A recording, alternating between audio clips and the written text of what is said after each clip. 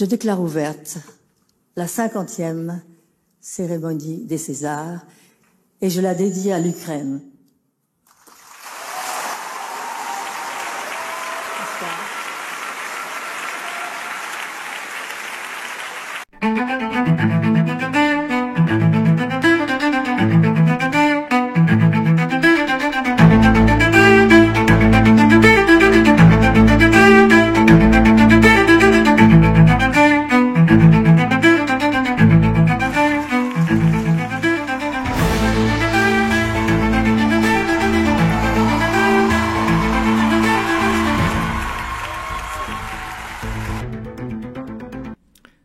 Nous y sommes. Boboland. Le Bobokistan. Ils ont exhibé leur alibi. Un migrant au QTF comme vedette principale avec tous les titres honorifiques, évidemment, pour essayer de provoquer les grincheux, les vieux fachos aigris, et ils jouissent parce qu'ils ont encore cette possibilité de s'exhiber comme ils le sont, vous les voyez à travers leur visage tellement radieux. Ces gens sont remplis de fric, ils nagent dans le fric, ils sont pour l'écologie, et certainement pour que toi tu puisses plus te rendre à Paris avec ta critère 3, ils prennent 10 fois l'avion, 20 fois, 30 fois l'avion dans l'année. Ils ont des baraques de ouf avec, je dirais, des consommations comme toi, tu n'en auras jamais dans ta vie, de chauffage, de ce que tu veux. Ils bouffent dans des grands restaurants.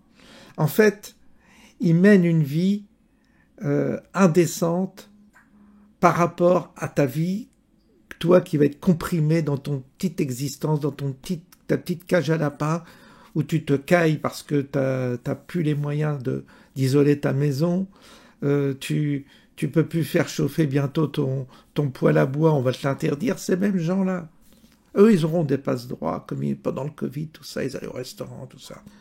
Mais ils veulent absolument massacrer, à travers certains symboles, le petit peuple qu'ils détestent.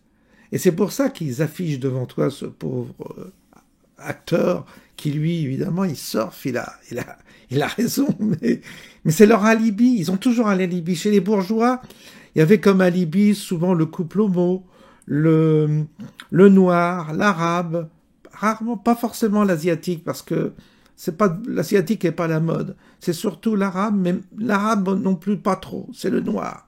Au QTF, lui, il est à la mode dans les milieux bourgeois. Et donc là, vous allez voir, on assiste à un spectacle de Boboland, mais c'est une caricature. C'est d'une caricature tellement énorme que je sais que ça va vous donner des boutons, mais il faut quand même les écouter parce que ça vaut le détour. Je pense que de les voir, c'est un bon remède pour en être soi-même, pour se soigner, si vous voulez, pour développer des anticorps. Voilà ce que je voulais dire. Alors, on va écouter notre ami, là. Qu'est-ce qu'il dit, là Aujourd'hui, la Shoah et la sécurité juive sont utilisées pour justifier les massacres, les nettoyages ethniques à Gaza. Après les massacres...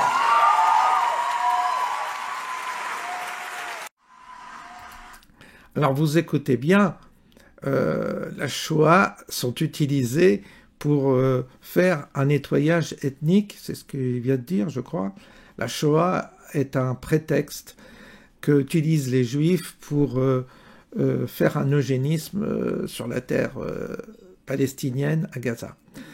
Et vous avez vu, l'assistance entière applaudit. Il doit y avoir des Juifs dans l'assistance, ça m'étonnerait qu'il n'y ait pas de Juifs. Tout le monde applaudit en tout cas. À côté du détail de Le Pen, là, quand même, là, ils ont fait fort, parce que alors, tout le monde était offusqué sur le détail à Le Pen, mais là, ils ont fait fort. Ils ont dit, vous savez, pour vous, la Shoah, c'est un prétexte. Vous utilisez ça comme paravent, comme caution, pour vous permettre non pas de tuer, mais d'éradiquer, de faire une éradication ethnique de la population palestinienne. C'est quand même pas rien comme argument. Je n'ai pas entendu beaucoup de juifs réagir, là, c'est bizarre. Quand c'était Le Pen qui parlait de détails, alors là, ça montait au plafond, tous. Mais là, quand c'est la gauche qui le dit, quand c'est des bobos qui le disent, ça passe crème. Tout passe crème avec eux. Et donc, c'est là qu'on assiste à un renversement des choses. Moi, j'aurais jamais imaginé qu'on aurait des propos antisémites comme ça sur une scène dédiée aux artistes et dans une communauté où il y a quand même pas mal de juifs. Bah là, on se permet tout. On dit, vous utilisez la Shoah, c'est un prétexte, vous l'utilisez comme élément de chantage pour pas justement que vous puissiez dénoncer le génocide palestinien. Voilà ce qu'il dit. Mais ça ne suscite aucune vague. Le CRIF, je n'ai pas entendu. Vous avez entendu le CRIF? Rien. Ça passe. Quand c'est Le Pen qui dit détail, là, pour des millénaires, on va en entendre parler. Mais là, tout passe crème. C'est surréaliste tout ça. Allez, on continue à écouter la suite. Dans un pays où les dirigeants, pour rester en place et pour ne pas contrarier les puissants, préfèrent s'allier à l'extrême droite fasciste plutôt que de poser la question du partage des richesses et de la protection de la planète. Attention, méfions-nous, cette histoire on la connaît déjà, cette petite musique mortifère on l'a déjà entendue. C'était celle des années 30, où déjà à l'époque on disait plutôt Hitler que le Front Populaire. Ça va vite, méfions-nous. Et nous, gens du cinéma, je crois que ce serait bien d'y mettre un peu les pieds. Parce que j'ai trop souvent l'impression que dans le monde du cinéma, on regarde parfois trop souvent ailleurs et que la maison brûle et on filme ailleurs. Voilà. Je vous remercie. À la fin, c'est quand même nous qu'on va gagner. Merci à tous. Merci.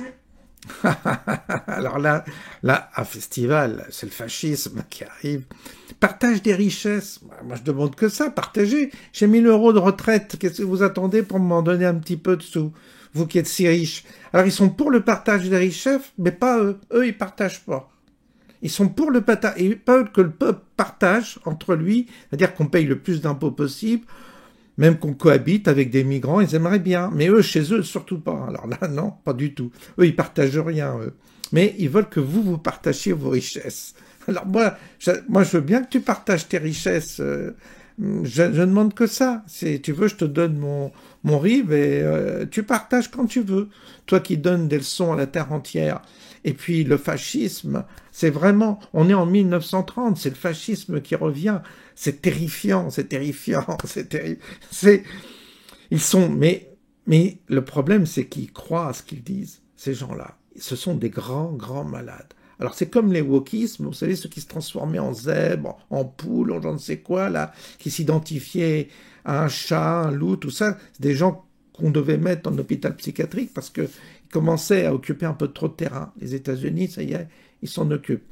Mais nous, on a encore une caste là, psychologiquement complètement déconnectée, psychologiquement déséquilibrée. Peut-être que c'est la drogue, peut-être que c'est leur mœurs qui les rend aussi cons, mais en tous les cas, il est temps de les enfermer parce que vraiment, ce sont des grands, grands, grands malades. Faites votre psychanalyse, payez-vous un bon psychanalyste, mais arrêtez de nous embrumer avec vos histoires de dingue. Vous êtes fous, vous êtes malades, vous êtes hypocrites, vous êtes pathétiques, tout ce que vous êtes. Voilà les bobos. J'espère que ça vous aura plu, ce petit passage. En tous les cas, j'espère que ça vous aura guéri de cette population qui devient une population moribonde et dont il faudra un jour ou l'autre se séparer pour retrouver un personnel artistique plus à la hauteur et plus évolué, plus intelligent surtout. Bonne soirée à vous et à bientôt.